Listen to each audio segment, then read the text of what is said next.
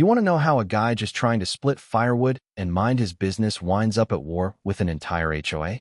Here's how it really goes down. No script, no filter, just the mess as it happened.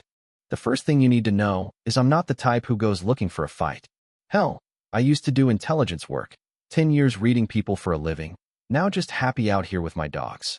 Scout and timber, running a firewood business where the biggest drama is whether the chainsaw starts on the first pull. But one chilly Friday, the fog's just barely lifting off the grass. And my dogs are acting weird down by the southwest fence line. Not squirrel weird. Real alert, tails stiff, the kind of thing that makes the hair on your neck stand up. So I grab my coffee, toss on my old flannel, and wander out to see what's up, and there she is.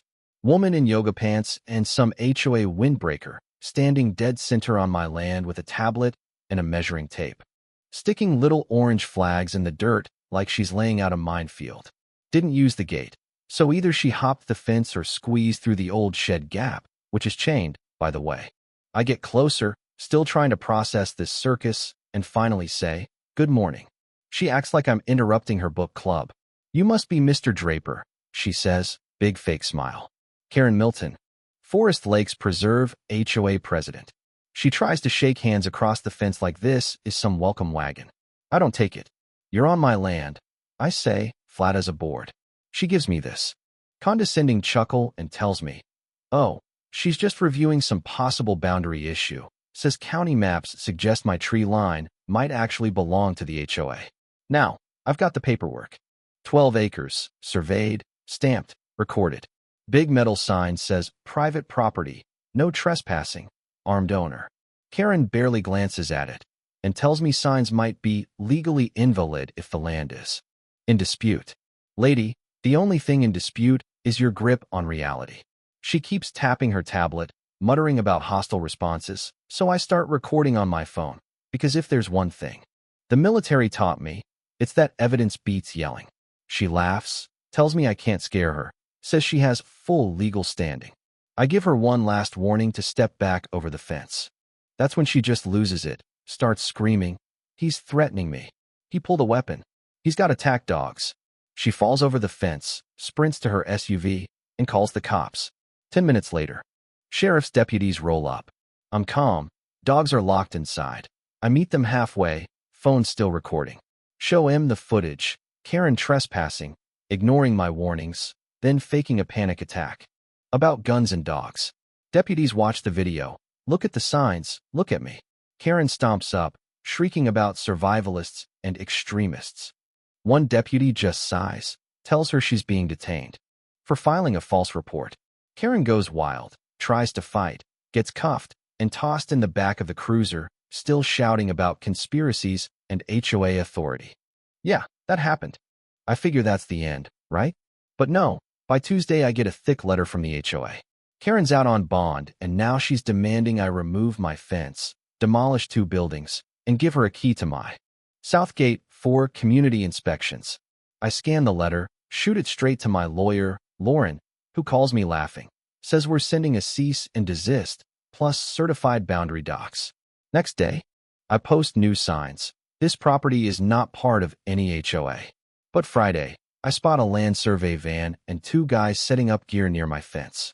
They claim the HOA hired them to review the boundary. I let them know they're trespassing and film the whole thing. Caught one guy's clipboard with Karen's name on it. Send that to Lauren too. Within hours, she's prepping for pre-litigation, alerting code enforcement and the county land office. Then the HOA's lawyer calls me, smooth voice, tries to set up a civil meeting to clear up the misunderstanding. I tell him to send his fake maps and I'll send my deed, then suggest he have a real talk with Karen before they dig this hole any deeper. I think maybe, finally, they'll back off, but no. Next week a municipal inspector from the county rolls up, says he's responding to a formal HOA complaint about historic boundaries. Turns out, the evidence is a forged map stamped with a bogus 1973 reference. The inspector recognizes me from way back, small world, and laughs when he sees the map, tells me he'll file a report affirming my boundaries and recommend an audit of the HOA. But Karen doesn't stop. New flags appear in my yard. Overnight, my trail cam, with night vision, catches one of her cronies sneaking in at 2 a.m., planting stakes. We file a restraining order, back it up with the footage. HOA responds with a threat. Letter accusing me of harassment, dangerous signage, and making the community unsafe. Lauren fires back, copying the county board and state regulators. Gloves off now. 2 mornings later. A deputy rolls up again. Karen's filed a fresh complaint, says I pointed a gun at her, let my dogs attack her. The works. The deputy, an old friend, takes one look at my file, shakes his head, and says he'll forward the evidence to the DA. Karen's now under investigation for 2 false reports. Then comes the sabotage.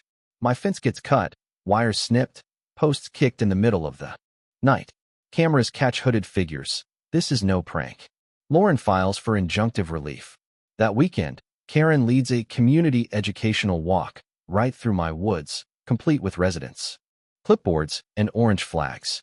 I show up, county map in hand, and tell them to leave. Karen threatens to call the sheriff. Too late.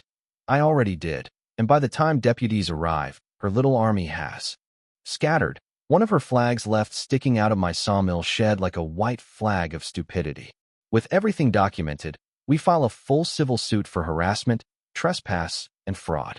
Here's the twist. One of Karen's board members, Cliff, flips, hands over damning emails about her scheme to pressure the county and fake boundary threats. That lands like a hammer in court. Court day comes. Karen struts in dressed for a gala, her lawyer blustering about historic boundaries. But the judge isn't buying it. Our certified surveys, drone overlays, county testimony, and those emails nuke her case. The judge rules in my favor, awards damages, orders the HOA to retract all claims, and refers Karen for criminal charges, fraud, harassment, filing false police reports. She's arraigned. The board collapses, the HOA dissolves. Neighbors start apologizing. Local news picks up the story. Suddenly, I'm not just the firewood guy. I'm the dude who stood his ground. Karen? She pleads out, gets probation, a hefty fine, and a 10-year ban from anything HOA related. Her house sells at a loss, and she disappears 2 counties over. The HOA folds.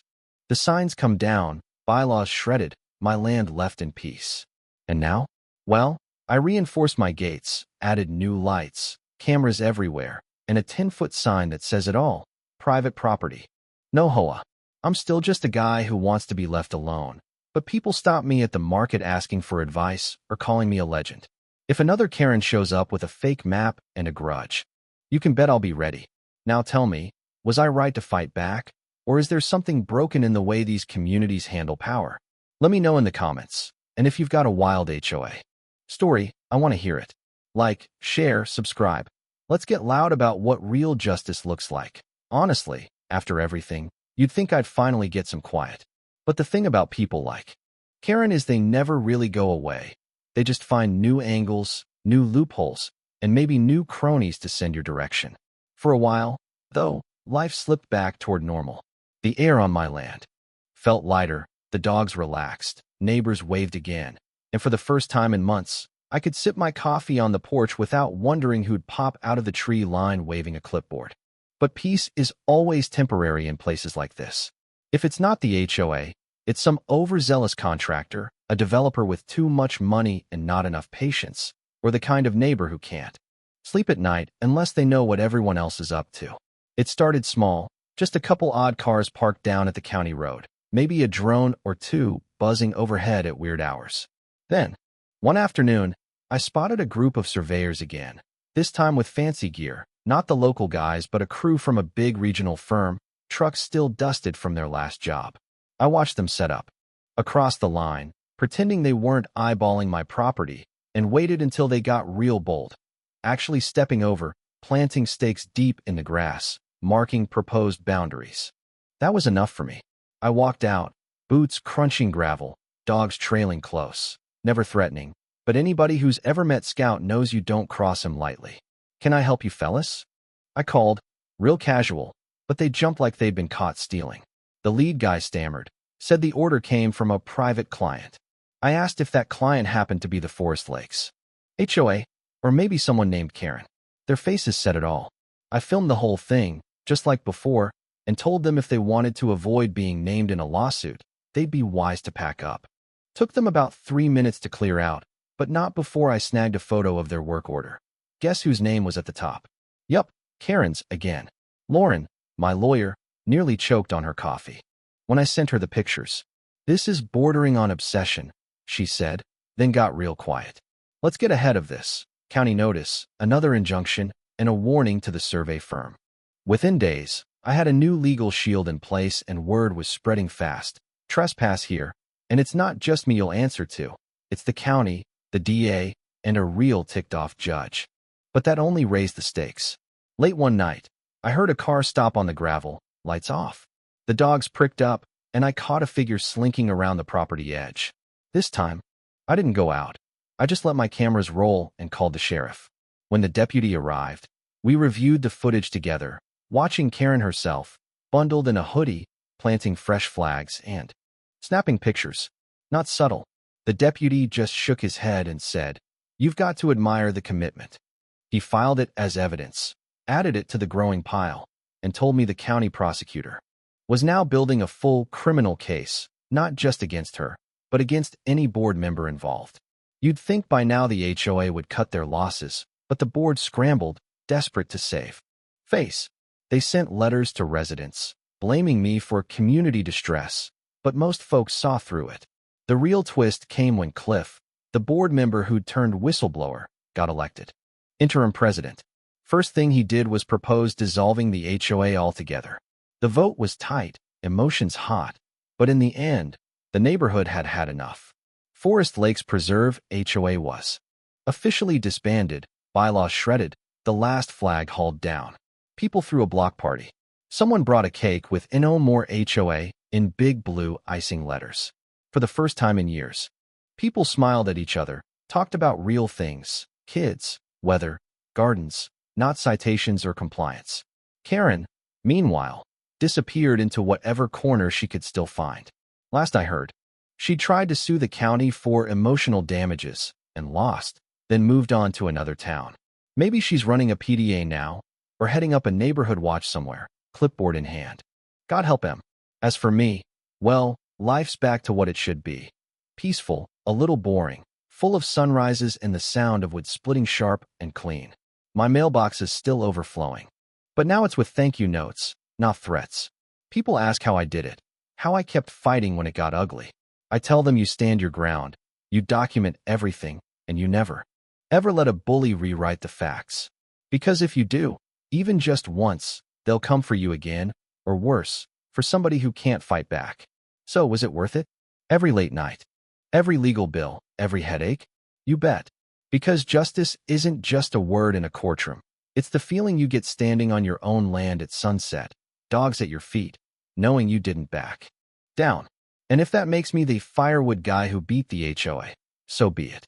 I'll wear that title with pride. Now, if you stuck around this long, I want to hear your stories. Did you ever have to stand up to a bully, an HOA, or just fight for what's right? Drop it in the comments. Share this video if you've ever dreamed of telling a clipboard-waving tyrant to take a hike. And don't forget to subscribe, because out here, the fight for common sense is never really over.